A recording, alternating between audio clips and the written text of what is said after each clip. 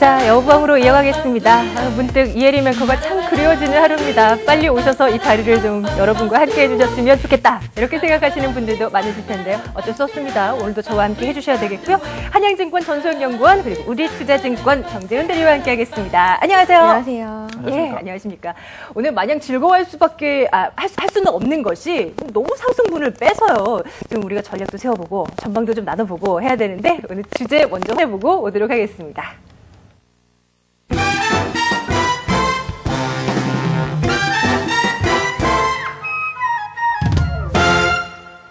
참 어렵네요. 코스피 1900선. 오늘 초반에 봤을 때는 1910선 가까이 치솟는 모습이었는데 여기서 쭉 빠지더라고요. 대리님께서 오늘 시장에 대한 평가부터 내려주셔야 될 것 같아요. 예, 사실 제일 나쁜 게요. 선물 같은 것도 아예 안 주는 게 낫고 줬다 뺏는 게 제일 나쁜데 예. 사실 오늘 상당히 그만큼 기분이 좋지 않았던 시장이라고 말씀드릴 수 있겠습니다. 사실 저희가 가장 큰 지지선이라고 볼 수 있는 1900선에 대해서 강하게 돌파를 해서 저도 이제 장중에 이제 좀 뚫고 가지 않을까 기대를 많이 했었는데요. 사실 이 1900선 같은 경우는 저희가 8월 중순에 큰 폭의 반등이 나왔다가 한번 크게 밀렸던 자리였기 때문에 좀 중요한 의미를 갖고 있었던 것 같습니다. 근데 아직까지는 저희가 준비가 안 됐는지 모르겠지만 지수가 좀 밀렸던 현상이 보였고요. 지금 우리나라뿐만 아니라 일본과 대만도 예전 8월 중순의 반등이 제일 높았던 지점에 아직 도전하고 있는 시기지 아직 그걸 뚫지 못하고 있는 상황입니다. 결국 가장 중요한 거는 미국 시장에서의 모멘텀이 나와야 이런 부분을 좀 빠르게 해소하지 않을까 좀 그렇게 생각하고 있습니다. 예. 전소영 연구원님, 우리가 우려했던 것이 이제 슬슬 나오고 있는 걸까요? 오늘 시장 어떻게 보셨어요? 예, 일단 외국인이 상당히 많이 사들이는 모습을 보이면서 솔직히 말하면 조금 혼란스러웠습니다. 그래서 외국인이 지금 매수하고 있는 패턴이라던가 그리고 이제 파생에서의 차익 비차익 그리고 특히나 이제 다음 주에 선물 옵션 만기일이기 때문에 이렇게 파생을 이용한 어떤 거래 전략이 있는지에 대해서 조금 연구를 하다가 사실 그거 마무리를 못 짓고 지금 방송에 와갖고 그거에 대해서 사실 아직까지는 답을 드릴 수는 없겠습니다만은 일단 이제 팩트만으로 살펴봤을 때는 외국인이 사들이는 종목에 대해서 특별한 테이스트가 없다라는 이런 것을 발견을 했고요. 뭐 종목에서 어느 업종을 특별히 사들인다는 모습이 아니라 전체적으로 그리고 대형주와 중소형주 모두 다 골고루 사들이는 그런 모습들을 보였고 그리고 파생 쪽에서는 이제 차익과 비차익에서 차익보다는 비차익으로 들어오는 매수 물량이 상당히 많았기 때문에 이거에 대해서도 사실 우리가 그동안에 뭐 쇼커버링이라는 그런 말들을 많이 했는데 그거에 대해서도 다시 한번 그동안 공매도가 많이 나왔던 종목에 대해서 좀 비교 분석을 해볼 필요가 있기 때문에 그거에 대해서는 조금 언급을 뭐 내일이라든가 다음 주 정도로 제가 확신이 선 다음에 말씀을 드리도록 하겠습니다. 하지만 아직까지는 조금 이들이 갑자기 이렇게 매수하는 거에 대해서 당황스럽기도 하고 아직까지는 좀 미심쩍은 부분들이 많고 특히나 이제 펀더멘털적으로 사실 미국의 어제 시카고 PMI가 상당히 좀 좋지 않은 모습을 나왔죠. 물론 시장의 예상은 상회했지만 하회하면서 오늘 밤 있을 ISM 제조업 지수가 하회할 것이다라는 이런 시장의 예상을 어느 정도 가능하게 했고요. 네. ADP 미강 고용 역시 이 시장의 예상보다 하회하면서 금요일 발표될 실업률이 안 좋게 나올 것이다라는 것을 이미 발표하고 있는 모습입니다. 따라서 이렇게 미리 반영을 하고 있고 그렇게 지표가 안 나올수록 정재훈 대리님이 항상 말씀하시듯이 지표가 안 나올수록 오히려 시장에서는 기대감이 커지는 그런 모습들을 계속 연출을 하고 있는 그런 모습이라고 볼 수가 있겠고요. 특히나 이제 오바마 연설이 원래 9월 5일이었지 않습니까? 네, 7일로 연기가 됐거든요. 또 8일로 넘겨졌다는 얘기도 있던데요? 예, 제가 그것까지는 아직 확인을 못 해봤는데요. 일단 미뤄졌다라는 것 자체도 어떻게 본다면은 그동안 꺼낼 카드가 좀 부족하기 때문에 좀 미뤄진 건지 물론 여러 가지 요인이 있겠지만 일단 뭔가 일정이 되어 있었던 것이 미뤄진다라는 것 자체는 시장에서는 어느 정도 불확실성으로 작용할 그런 공산들이 크다는 거. 여전히 시장은 펀더멘털 요인보다는 좀 심리에 많이 움직이고 있고 단기적으로 수급으로 어떻게 하루 동안은 뭐 장이 올라갈 수도 있고 내려갈 수도 있겠지만 큰 틀의 펀더멘털을 훼손하기는 어렵다라는 이런 점들을 오늘 한번 좀 말씀드리고 싶습니다. 예, 외국인들이 참 많이 사긴 했는데요. 세상에 하루 만에 1조 원 넘는 물량을 오늘 오랜만에 정말 국내 시장에 이렇게 투입을 시켰는데 좀 좋아 보이는 종목 편식을 해줬다면 우리 투자자분들이 좀 길을 세우는데 더 쉬웠겠지만 골고루 너무나 섭취하는 모습이었고요. 그리고 오늘의 또 상승분이 너무나 반납되다 보니까 이거 어떻게 되는 것인가 좀 궁금합니다. 한 분 더 좀 시황관을 좀 들어보도록 할게요. 현대증권 원주 지점으로 가보겠습니다. 박남열 팀장님 지금 화상으로 연결되어 있는데 만나보도록 할게요. 자, 팀장님 안녕하십니까? 네, 안녕하십니까. 예, 안녕하세요. 자, 오늘 시장 어떻게 분석하셨는지 팀장님의 의견 좀 듣고 싶어요. 네, 전체적으로 보게 되면 지금 1시 반까지 자동차, 차화정이 주도를 했고, 그리고 조공기, 조선건설기계, 철강색태까지 상승을 했는데, 이 부분이 이제 외국인들이 그 3일째 연속 매수를 이어가는 부분에서 오늘 1조 943억 정도가 선물로 매수를 했고, 선물이 마지막에 150계약 정도가 선물이 좀 매수를 하다가 좀 낙폭이 줄었습니다. 이런 부분은 무엇 때문이냐면, 현재 그 9월 5일, 6일에 오바마 경기 부양책 기대감에 있었는데 9월 8일로 연기됐다는 얘기가 장중에 잠깐 나왔습니다. 그것은 현재 주가에 의해서 내일이 금요일이기 때문에 상당한 불안감도 상존돼 있다는 부분을 좀 염두에 두시는 그런 시장 전략이 좀 구사를 되었던 것 같고요. 오늘 그 현물 매수가 3일째 이어지는 부분은 현재 그 외국인들의 그 특이한 그 성격상 연속적인 매수 진행을 할 수 있다는 부분을 아마 좀 염두에 두셔야 될 필요가 있다라는 부분이 지수의 현황입니다.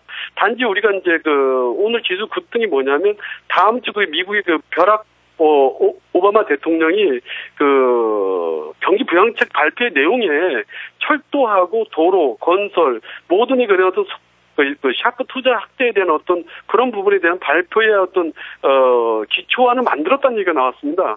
그리고 그것이 확정이 되는 순간이 좀 주가가 좀 더 레벨이 됐는데 약간 하루 이틀 연기됐다는 부분 때문에 주가가 떨어졌다는 부분이 좀 특색이 있고요.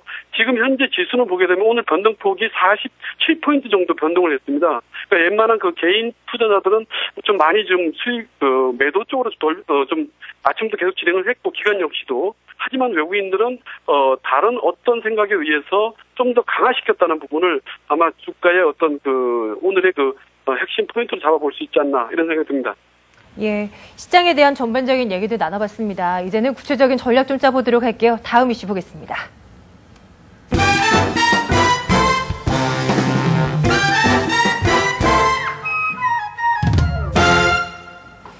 참 요즘 같은 시장에서는 경기 부분을 빼놓고는 얘기할 수가 없는 것 같아요. 오늘 소비자 물가 나온 거 들으셨잖아요. 5% 넘었습니다. 어제 연구원님께서 5% 넘을 것으로 보인다, 이런 예상들이 많다, 이런 거 우려된다, 이렇게 말씀하셨는데 5.3% 올랐어요, 연구원님. 예, 사실 그 8시에 이제 팝업이 딱 뜨거든요. 네네. 보고 깜짝 놀랐습니다. 5% 수준일 줄 알았는데 시장의 예상보다 훨씬 높은 수준으로 나왔고요.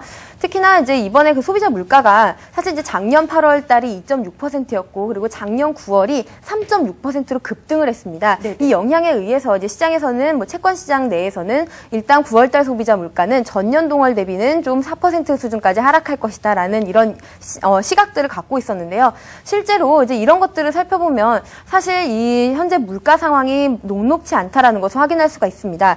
일단 올해 들어서 꾸준하게 4%를 상회를 했고요. 따라서 한국은행이 목표하고 있는 4% 소비자 물가를 오히려 타겟팅을 넘을 수 있는 그런 가능성이 상당히 높아졌다라는 거, 이런 부분들이 한 가지가 있고요. 그리고 우리가 지금 이번에 소비자 물가가 높았던 이유 중에 하나가 농산물, 그리고 이제 금값 상승, 네. 그리고 이제 전세값이 많이 올랐던 것에 많이 기인을 하고 있습니다. 따라서 이런 부분들 중에 이제 유가의 공급 충격 요인이 이제 원자재 가격 상승분을 좀 제외했을 때 이런 부분이 9월 달에 어느 정도 해소가 되지 않을까라고 시장 사람들이 많이 판단을 하고 있는데요. 그런 것들을 확인하기 위해서는 근원 소비자 물가를 봐야 합니다. 이 근원 소비자 물가가 이번 달에 4%가 나왔는데 작년을 봤을 때 작년 8월 달에 1.8%, 작년 9월 달에 1.9%였습니다. 따라서 상당히 작년의 변동폭이 좁았기 때문에 기저효과가 없다라는 이런 점을 강조했을 때 이번 9월 달에도 소비자 물가는 실제로 는 상당히 높은 수준으로 나올 수 있다는 거.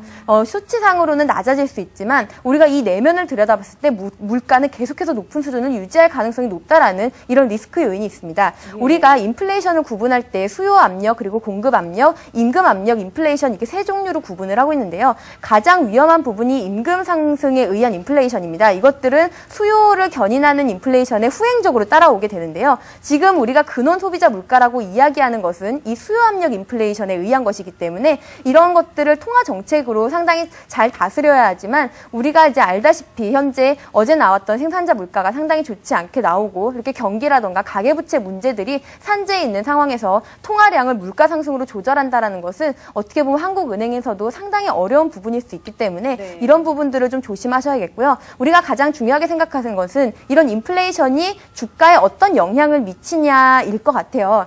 지금 살펴보시면 우리가 QE2가 실시되고 나서 이 유동성으로 인해서 상당히 주가가 랠리를 보였습니다. 1년 동안 상당히 좋은 모습들을 보였는데요.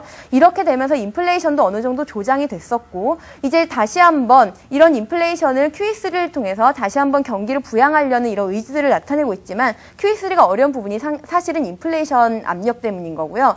그리고 이제 인플레이션이라는 것이 인플레 초반에는 주가에 상당히 긍정적인 영향을 미칩니다. 이게 구매력을 증가시키는 요인이 되거든요. 하지만 중기 인플레이션까지 가게 된다라면은 이렇게 소비가 위축이 될 만한 그런 요소들이 많기 때문에 소비의 그 상대적인 실질 구매력이 감소하면서 경기의 기업 실적의 악화를 가져올 만한 그런 오히려 부정적인 요인이 많습니다. 현재 상황에서는 초기 인플레이션은 작년에 나타났다라고 보고 있고 현재 중기 인플레이션으로 진입하고 있다라는 판단이 가능하기 때문에 이런 주가에는 부정적인 요소가 더 많다라고 판단을 하고 있고요. 우리가 이제 전통적으로 인플레이션이 높을 때 경기 방어주로서 이제 인플레이션 방어 업종으로서는 우리가 에너지 그리고 금, 원자재, 제지 이런 업종들을 많이 꼽고 있습니다. 하지만 이제 우리나라 주가 지수를 구성하는 항목 중에 상당히 적은 항목을 차지하고 있기 때문에 전체적인 주가 지수에는 그렇게 좋지 못한 인플레이션이 될 수 있다라는 거죠. 아까 한국은행의 통화정책 뭐 관련해서 잠깐 언급을 해주셨는데 물가가 세상에 5.3% 이번 달에 올랐어요. 지금 현재 시중의 기준금리 자체는 3.25% 수준인데 금통위에서 한국은행이 물론 전반적인 상황을 보면 금리 올리기 참 어려운 부분이에요. 그런데 물가 수준도 배제할 수는 없을 것 같거든요. 인상될 가능성도 언급이 되고 있는데 혹시 어떻게 될 거라고 좀 예상을 해볼 수가 있을까요? 올리지 않을까요? 예, 올 연내 중에는 한 차례 정도의 인상 가능성은 열어두고 있는 상황입니다만은 이번 달에는 이제 금통위가 다음 주 목요일이고요. 네네. 우리 추석이 그 주 주말부터 해서 다음 주 화요일입니다.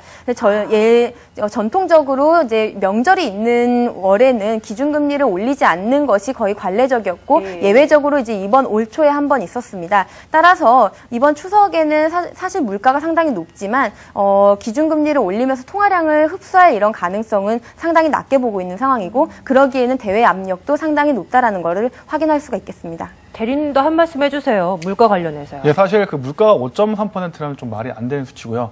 말씀하셨다시피 예금금리보다 높다는 얘기는 실질적으로 마이너스 금리로 들어갔다는 얘기입니다. 그렇죠. 그럼 사실 지금 아까 저희가 할 수 있는 방법 중 하나는 한국은행이 금리 인상을 통해서 이 부분을 떨어진 부분을 맞추는 부분인데 지금 이제 아시겠지만 지금 해외에서 여러 가지 악재가 나와서 시장이 상당히 힘든 상황입니다. 8월 달에도 원래는 금리 인상을 했을 타이밍인데 여러 가지 악재가 있었기 때문에 금리를 인상하게 되면 시장에 안 좋은 영향을 끼치기 때문에 할 수 없는 상황이고요. 결국 그러면 금리 인상이 되지 않는 상황에서 물가가 뛰는 부분을 잡으려면 결국 또 그 내수주에 대한 아마 규제가 다시 얘기가 나올 것 같습니다. 실제로 지금 식료품이라든지 거기 관련된 업종들은 앞으로도 좀 정부가 좀 뭐 라면에 대한 가격 얼마 전에 농심 신라면 블랙에 대해서 그 시판이 또 다 중단된 적이 있지만 앞으로도 또 내수주에 대한 그 정부의 규제를 통해서 물가를 낮추는 의도가 더 많아질 거라고 예상이 되기 때문에 좀 더 그 관련 업종들은 좀 안 좋은 쪽에 영향을 받을 것이다 이렇게 좀 예상하고 있습니다. 만약 그런 정부의 흐름이 포착이 된다면 지금은 정말 잘 나갔던 식음료, 뭐 의복, 뭐 섬유, 뭐 이런 종목들도 약간은 좀 부정적인 방향으로 흘러갈 수 있다라는 점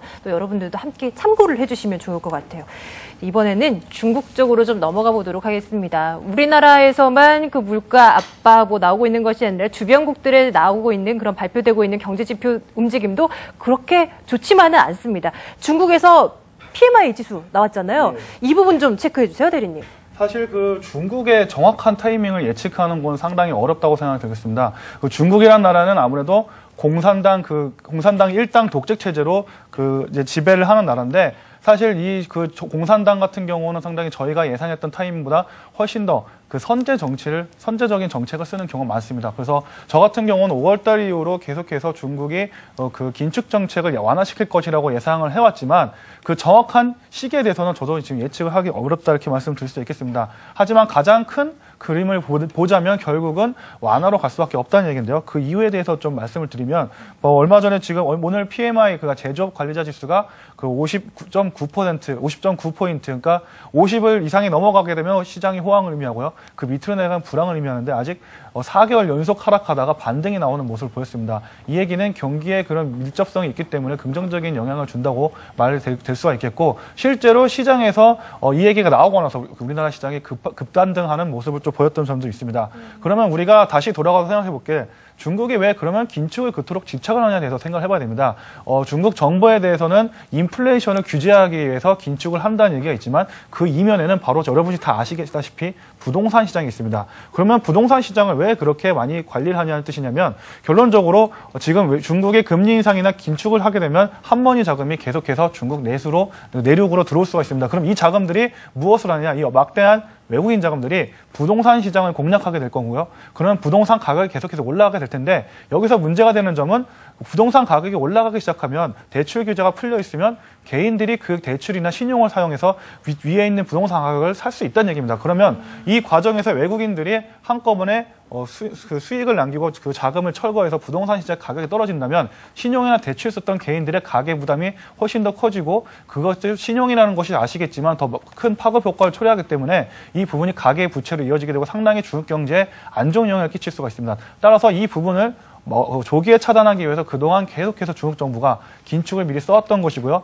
여러분들 아시겠지만 신규 대출을 억제했던 이유도 그리고 긴축으로 연결된 여러 가지 정책이 했던 이유도 바로 이 선상에서 출발할 수가 있다 볼 수가 있겠습니다.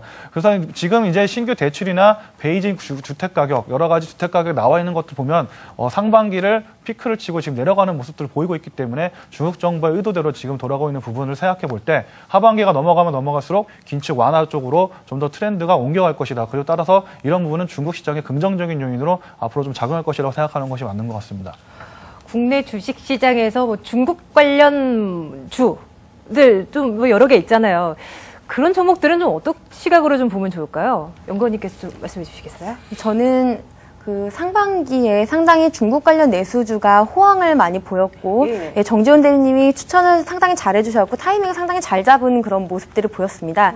하반기에 들어서는 사실 긴축 완화라던가 그리고 이제 소비를 좀 이제 내수 중심으로 정부의 정책이 다시 선회를 한다 하더라도 현재 중국도 상당히 금융 자산 부실 위험이 상당하고 그리고 제가 지난번에 말씀을 드렸는데 그 중국이 이제 중국의 부호들이 부동산을 팔고 그걸로 고리대금업을 하는 그런 이야기들이 많이 들리고 있습니다. 이런 이야기들은 즉 뭐냐면 긴축 정책이 실시가 되면서 부동산 시장은 이미 침체 국면에 들어서고 있고요. 단지 가격이 높게 형성이 되어 있다 뿐이지 우리나라처럼 거래가 잘 형성이 되지 않는 이런 시장으로 변해가고 있다는 겁니다. 따라서 지금 중국 입장에서는 규제를 완화하기도 추가로 긴축하기도 상당히 어려운 입장에 처해 있는 거고 이렇게 됐을 때 서민들은 오히려 내수를 부양한다고 해서 이런 것들이 소비력이 살아나는 것이 아니라 오히려 높아진 금리로 인해서 오히려 금리를 부담해야 되는 요소들이 더 커지기 때문에 내수에 대해서는 조금 더 이번에는 좀 입장을 보류하는 것이 어떨까라는 이런 생각들을 많이 하게 됩니다.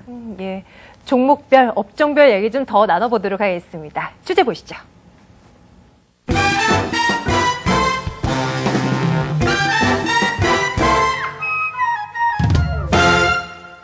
자, 이번에는 박남열 팀장께 한 번 더 또 여쭤보도록 할게요. 팀장님. 네. 예, 오늘 시장 흐름에서 좀 특징적으로 움직였던 업종이나 종목도 있다면 좀 정리해 주세요. 네. 오늘 상당하게 변동폭이 좀 많이 컸는데요. 그 현대차하고 하나가 그 기관하고 외국인들에게 유일점 매수로 인해서, 오전부터 시작해서 오후 1시 반까지 상승을 주도를 했었습니다. 그렇지만 지금 현대차는 빠졌고 하나는 올라간 거로 끝났는데 가격 메리트 부각과 외국인들의 대량 매수로 인해서 수급 강화의 조짐이 나타난다고 해서 이 두 종목이 좀 두 개 나타났고요.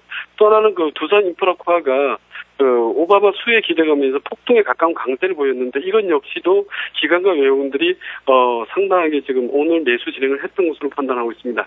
또 하나의 보습이 또 뭐가 있냐면 끝날 무렵에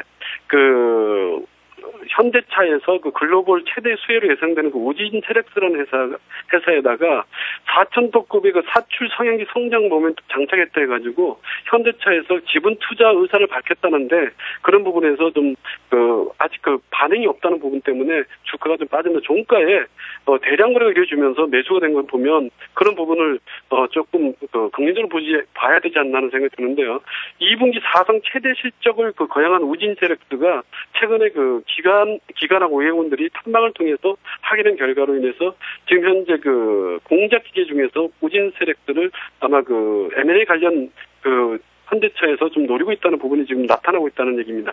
또 하나는 이제 이런 모습 쪽에서 가격 메리트 부각과 외국인들의 매수 진행은 지금 현재 대형주 쪽으로 움직이고 있지만 오늘 역시 삼성생명 역시도 CJ에 대해서 여러 가지 지분을 지금 어제부터 매각을 했기 때문에 그런 부분이 부각되면서 삼성생명 역시도 돋보인 하루였다라고 판단합니다.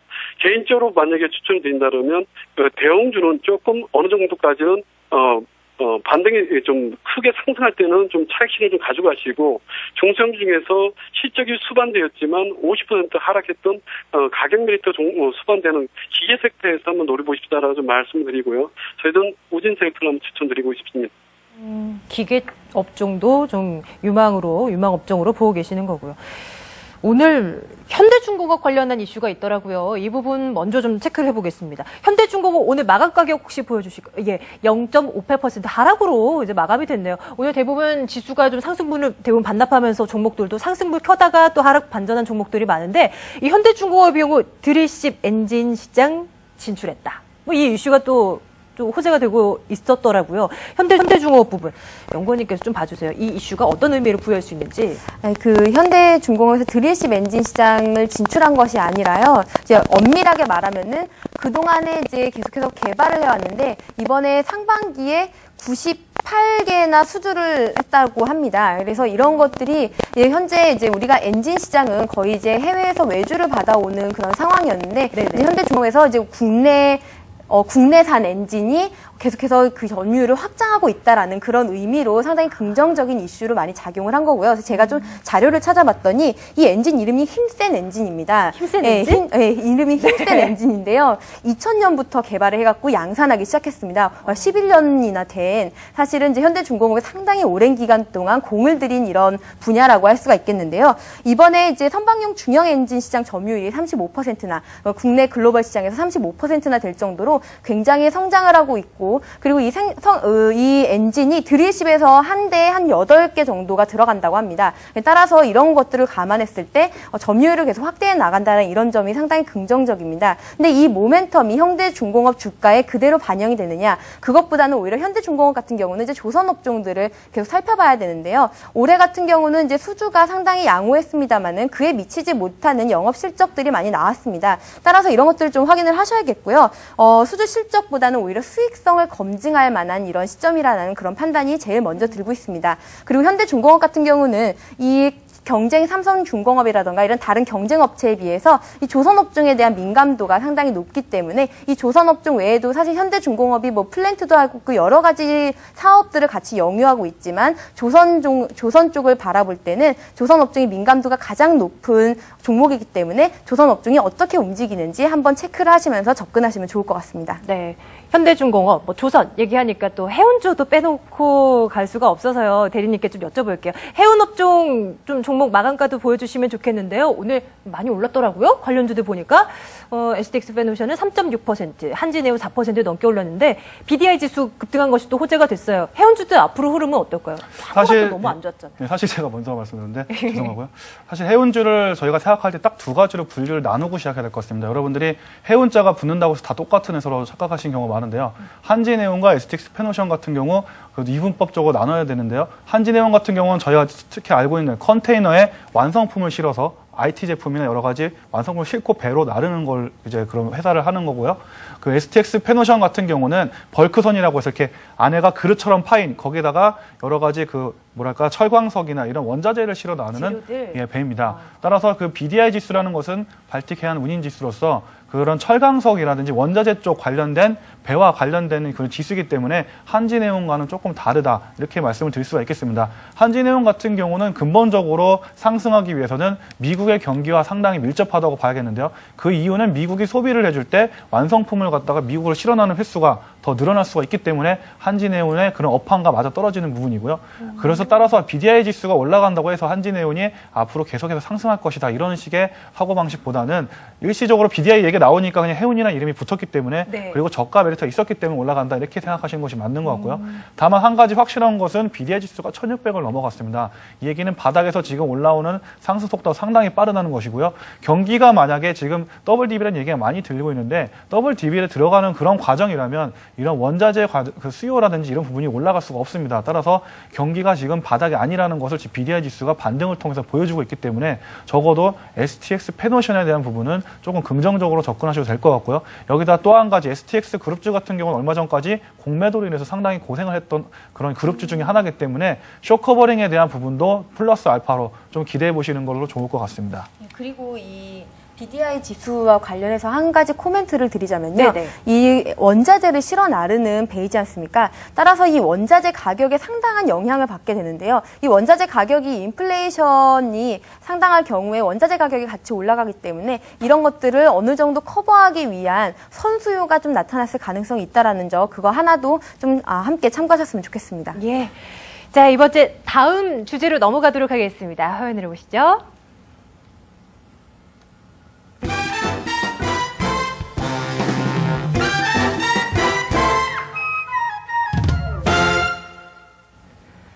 (9월의) 첫째 날입니다. 이제 뭐 본격적으로 전략을 세워봐야 될 건데 이번 달에 눈여겨봐야 할 주요 이벤트들이 너무나 많습니다. 그래서 정리를 좀 해봤거든요. 좀 점검을 해드리도록 하겠습니다. 자, 화면으로 좀 덮어주시겠습니까? 제가 좀 읽어드릴게요. 일단 오바마 미국 대통령의 대국민 연설이 있는데 연기가 됐어요. 앞서 점검을 해드렸죠. 8일로 예정이 되어 있다라는 그런 소식도 있었고요. 유로존의 그리스 구제금융 지급 예정일이 15일이었다. 15일이니까 이 부분도 체크해 두시고 독일 지방선거 부분 18일로 예정되어 있습니다. 9월 FOMC 부분도 체크하셔야죠. 20일, 21일 이틀간에 걸쳐서 열립니다.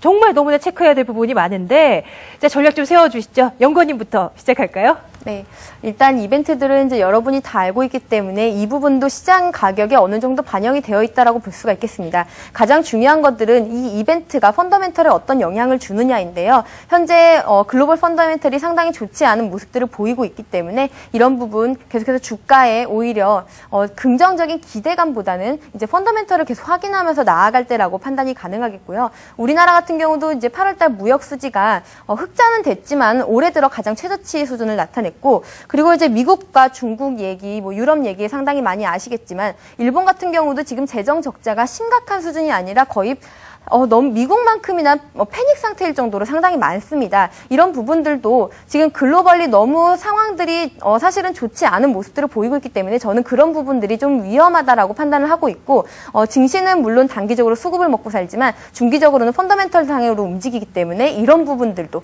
계속해서 좀 체크를 하시면서 관리하셨으면 좋겠습니다. 네, 대리님께서도 전략 세워주세요. 또 관심 업종 있으시다면 또 코멘트 좀 해주시고요. 저는 사실 이 9월달 장을 두 가지로 좀 묘사를 하자면 심리와 정치가 지배하는 장이다 이렇게 말씀드릴 수 있고요. 최근 9월달 같은 경우는 더더욱 중요한 게 우선 추석이 껴서 매매 거래수가 많지는 않지만 지금 손실을 보신 개인 투자자분들의 손실을 복구할 수 있는 아주 좋은 월 중에 하나다, 상당히 중요한 달 중에 하나다 이렇게 말씀을 드릴 수가 있겠습니다. 지금 사실 증권사에서 뭐 전망에 대해서 지수 전망이 계속해서 얘기가 나오고 있는데 저는 뭐 강하게 말씀드리면 그런 거는 전혀 아무런 의미가 없기 때문에 의미를 두지 마시라고 좀 말씀을 드리고 싶고요. 지금 시장이 빠지게 된 원인을 간단하게 정리하면 이겁니다. 미국이 경기가 좋지 않았던 것을 대장으로 나서서 경기 부양을 이끌어서 시장을 끌어올렸습니다. 근데 이렇게 강했던 미국이 재정 감축을 한다고 하니까 미국의 힘이 약해지는 것이 아닌가? 그러면 경기가 둔화되는 것이 아니야? 하는 의구심이 들면서 지수가 급하라기 시작했죠. 그러면 재무 건전성이 가장 나쁘면서도 경기 부양을 많이 했던 미국이 흔들린다면 재무 건전성이 취약한 유럽에서의 그 지도자인 독일과 프랑스까지 되는 것이 아닌가 하는 전염성 때문에 그런 부분까지 같이 리스크로 나오면서 시장이 폭락을 했습니다. 근데 지금 지수가 반등이 나오는 이유 중에 하나는 이렇게 어려워봤던 미국이 지금 대처를 하기 시작했다는 부분이고요. 그럼 그런 경기 부양을 통해서 대처를 한다는 점은 미국이나 프랑스나 독일이나 다시 한번 정책 안에 대해서 얘기를 할 수 있다는 부분입니다. 따라서 심리적인 부분이 더 좋아졌기 때문에 저는 9월달 시장을 상당히 좀 긍정적으로 보셔도 된다 이렇게 말씀드리고 싶습니다. 네. 자, 마지막으로 박남현 팀장님께도 좀 전략 여쭤볼게요. 팀장님, 오늘 시장 이제 뭐 분석을 해주셨는데요. 앞으로 전략은 우리 어떻게 가져가면 좋을까요? 네, 단적으로 9월달 장 좋다 이렇게 말씀을 드립니다. 그 이유는 그 허리케인 그 영향에 따른 고용 대책이 지금 이제 면면하게 나올 것으로 판단하고 있고요. 고용 상태는 나빠졌지만 지금 현재 그 미국의 그 경기 진작책이 최강 경기로 느낄 수 없기 때문에 실물 경기로 이전될지는 조심스럽게 한번 확인할 필요는 있습니다. 하지만 외국인들의 모습에서 그것을 벌써 눈치를 채고 있다는 것은 현재 9월장을 상승적으로 예단하고 있지 않나 하는 생각이 좀 조심스럽게 한번 해봅니다. 또 하나는 9월 8일날 예정되어 있는 그 오바마가 그 일자리 창출에 대한 경기 부양책을 분명히 내놓을 것으로 저희들 판단하고 있는데요. 그런 부분이 어떻게 움직일 것인지는 아마 긍정적으로 반응을 하겠죠. 그렇지만 그런 부분 역시도 여전히 실적 부분으로 대응할 부분은 있다라는 거죠. 왜? 오늘같이 변동성이 굉장히 크기 때문에 그런 부분까지도 염두에 두고 전략을 짠다면 9월장은 우리 그 시청자분들이 좀 수익을 가져갈 수 있다 이렇게 판단하고 밴드는 지금 현재 2,000포인트까지 열어놓으셔도 된다는 얘기 좀 말씀드리고요. 하단부의 그 저점이 올라있기 때문에 파동상을 보게 되면 1,820포인트의 그 저점 그러니까 그 저점의 그 중간 부분을 보시고 대응을 하시면 승산이 있다 말씀드립니다. 단지 저희가 보는 건 뭐냐면 펀더멘털에 기초한 낙폭과 대 우량주도 중요하고 또 하나는 실적이 좋은데 낙폭이 컸던 개별 중소형 역시도 상당히 긍정적으로 판단되는 부분에서는 접근하셔도 된다. 단 추격 매수는 자제해 주입사라 말씀도 드리고요. 당분간 미니 랠리는 좀 지속적으로 이루어지면서 장중 흔들림에 연연하지 말고 차익은 좀 크게 났을 때는 당분간 좀 짧게 났고 대의로 좀 가져가십사 이렇게 말씀을 드립니다. 9월장 확실하게 승산이 있다 이렇게 말씀드립니다. 네, 정말 주식시장이 기대감에 그칠 것이 아니라 정말 9월 한 달간의 주식시장이 핑크빛으로 빨갛게 좀 물들었으면 좋겠습니다. 우리투자증권 정재훈 대리, 한양증권 전수영연구원, 현대증권 박남현 팀장과 함께했습니다. 세 분 말씀 고맙습니다. 네, 감사합니다.